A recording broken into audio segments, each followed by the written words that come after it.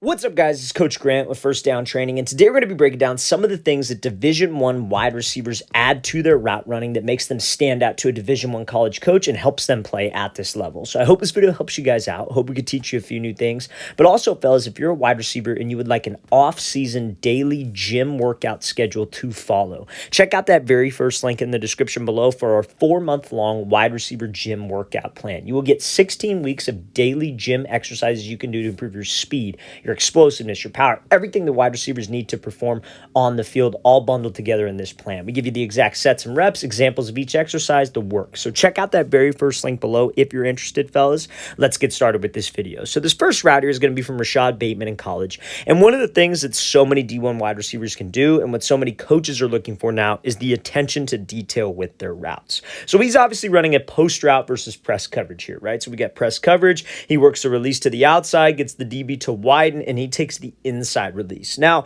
the thing is, anytime that a DB is like playing outside shade pre-snap, or he takes the outside, he's trying to take away the outside, usually what does he have to the inside?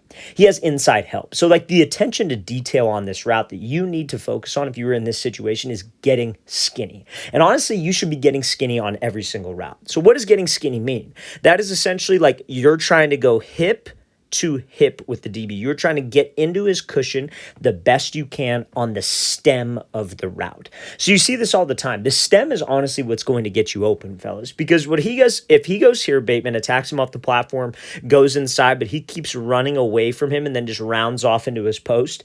Where's he running? He's running right into that inside safety help that the DB has. So what he has to do is he has to get skinny, and it's almost like him trying to restack. It's almost like him trying to get back over the top, because getting skinny can also help you with restacking, because that should always be my goal on every single route. So he comes off the line, gets him to wide, and he takes the inside release. He is getting hip to hip with him, getting skinny, getting back into his cushion. This can help him run either type of route. He could run an outside breaking route, or he could run an inside breaking route while getting skinny. Because while he's getting skinny, since he has to run the inside breaking route, if this DB were a little bit closer, he could lean into him a little bit with his body. He could lean and almost push off without getting flagged for it. If he has to run a route like an out route with an inside release, because he's hip to hip with this DB, it makes it easier to slip underneath him and throw by. So getting skinny is how you guys can get separation on outside breaking routes, inside breaking routes, with whichever release. I talk about it all the time. You want to get comfortable with whatever release that you take. Like you want to be comfortable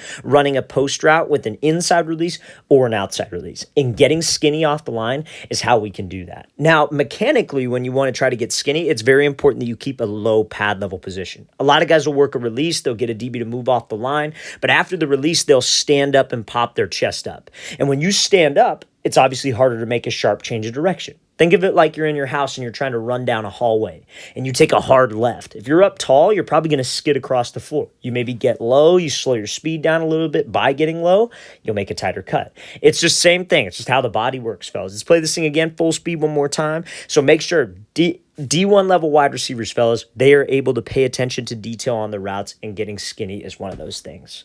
Okay, so now the second thing that Division One wide receivers can do to run those explosive, insane routes that get them a ton of separation is focus on their entire upper half moving with the release. So obviously you're going to, some of you are in high school, youth ball, and you don't see a whole lot of press coverage. All the stuff that we talk about with press doesn't apply to you all the time, because you're like, well, coach, all I see is zone coverage. So I'm more worried about how I can beat zone and how I can run my routes. But if you want to play at that next level, you want to play at any level of college football and any high level of high school football, you're going to face a lot of press coverage. So you have to know how to efficiently beat press. So let's play this clip full speed. So this wide receiver comes off, gives a little crossover move, gets the DB way off his platform, and is able to win on that slant route. So let's talk about why this works. And like I said, I want to pay attention here. So oftentimes, people talk about, oh, you want to give him a head and shoulder fake, right? Now, I don't want to just focus on giving a DB a head and shoulder fake, because that's not where he's watching in press. You have to understand, there are not a lot of guys that want to play DB, right? Not a lot of guys in high school and youth that set out to be DBs. So a lot of times in high school and youth ball, you're either going to get one of two things: a DB who's really good because he's the guy who's been training constantly, or a DB who's just a scrub because he's just a receiver that wasn't good enough. So they put him on the other side of the ball. There's nobody that sets out to be a DB. It's very uncommon. So when you get those guys that play DB at the next level, they're usually very, very disciplined guys. And in press coverage, where are their eyes supposed to be? hips. So when you're working a press release, you have to understand that your upper body actually turning, not just your head and your shoulders, is what gets you open. So you watch this wide receiver use this move here. You see how his whole entire hip and shoulder both turn to the outside on this crossover. That's what gets the DB to move off the platform. Yes, you got to be quick with your feet. Yes, you have to step outside of his frame. But when you could sell with your entire hips and your entire shoulders, and you almost want your upper body loose, that is what's going to get that DB to move off the platform. There comes a spot in every release where this DB has to make a choice, and if I could sell with my hips and my shoulders, not just give a lean with my head, that is what helps you win the route. I've seen people teach this before, where wide receivers will come off the ball, they'll give a move inside, and they're teaching guys to just like lean with their head and shoulders, but keep their hips and shoulders facing forward. That's not going to do anything, fellas, when that DB's watching your hips. He ain't supposed to be looking up here. That's actually some DBs teach. Do not look at the eyes. Do not look at his shoulders. Watch his hips. So when you can sell with your hips, there's really not much that DB can do. So make sure that upper half is loose on all your releases, fellas. You should be practicing that type of movement. Let's play this thing again, full speed one more time. Great job by this wide receiver showcasing how that upper half sell is what can get you open. Okay, so now let's talk about having a plan. Right? So I think that especially to play college wide receiver, especially be a D1 wide receiver, you have to understand that your routes are calculated. You know, like you've done the legwork. You know, you've done the work in the offseason, you've done the work in practice. You know what tools you have. You just have to have a plan in place knowing how to use it. So, you know, we talk about it all the time. You want to restack, guys. You want to use something called a rocker step, which is like at the top of the break, you do a crossover move. But how do you actually apply that into a game? What's the thought process of a wide receiver? And I think Division I guys who can play at that level, are those types of guys, right? So let's play this full speed. They think about that stuff, but it's a quick thought process. It's not a complicated thought process, and that's what we're going to talk about here. So this is Thayer Thomas out of North Carolina State, and he's working a like kind of restack, rocker step, post, dig. It could be considered a dig. Maybe it was considered a post, but he's thinking about not much during this. This is more of like a reaction because it's a predetermined plan.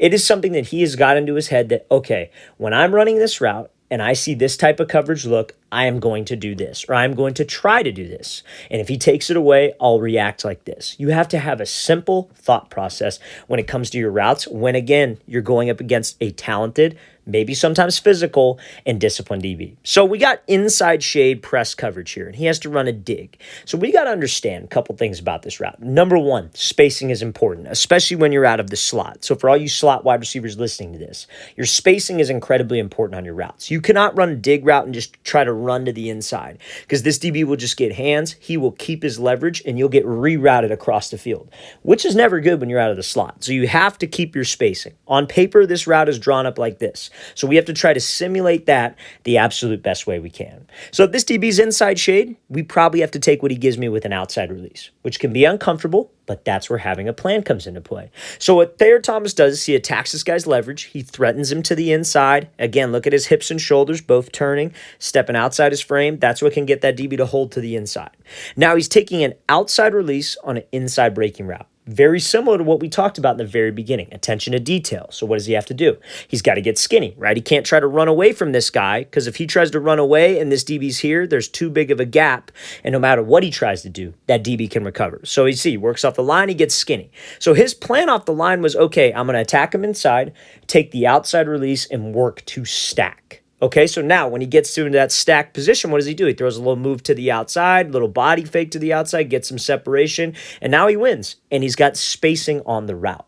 Now, some of you might think, well, coach, what if I can't restack? What if the DB plays it well? What if he's on my hip? You also have to have something we call as a reactionary plan. And it's got to be a reaction. You can't be thinking about too much out there because as receivers, we have to play fast. And if you're not playing fast, we're going to lose. So when he goes here, if this DB's hip to hip with him, what could he do? This DB's maybe a step ahead. He could take that right hand, put it on the back of his right shoulder, back of his right hip, and throw by and slip underneath him.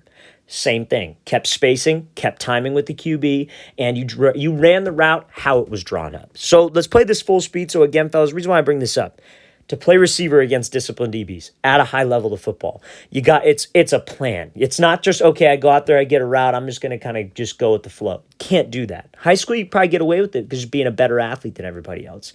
But in college, there's a lot of scheme. There's a lot of stuff that goes on above the neck that plays a role with the different routes that you run. Let's play this again full speed. Great job by Thayer Thomas, restacking, giving a move, and obviously making that great play over the middle. Okay, so last thing I want to talk about here in terms of, being able to play college wide receivers, something that they look for, because we talk about, okay, this is how D1 wide receivers run routes. How do you stand out to those coaches that actually recruit these guys? And that's making explosive plays. And explosive plays happen often when you're running double move routes. So this is going to be an example of a post corner here from Xavier Worthy out of the University of Texas. And he runs this route, perfect route. That's exactly how it's drawn up. That's exactly what you want to do on a double move. And this is what college coaches look for. Attention to detail, an explosion, and are you a playmaker? That's honestly what they look for. Because nowadays especially, you see the different types of offenses. A lot of it's more speed-based, air raid. You don't see guys run a lot of old school traditional routes. It's more just about speed. Like there's a great interview of Lincoln Riley talking about how he doesn't even like his wide receivers breaking down on routes. He would rather have them speed cut everything except maybe like the comebacks and the curls. But if he's talking about digs, he's talking about outs, he says everything I want speed. I want everything to be speed cut because I want it to go fast. And you're seeing more and more of that. So these types of routes, these types of plays are great ways for you to stand out to these coaches. So when he makes this post corner break, let's watch what he does here. He breaks to the post, single cut, it's explosive. Again, we're looking for explosive playmakers. On a double move, it's very important that we're salesmen because that's what makes the route explosive.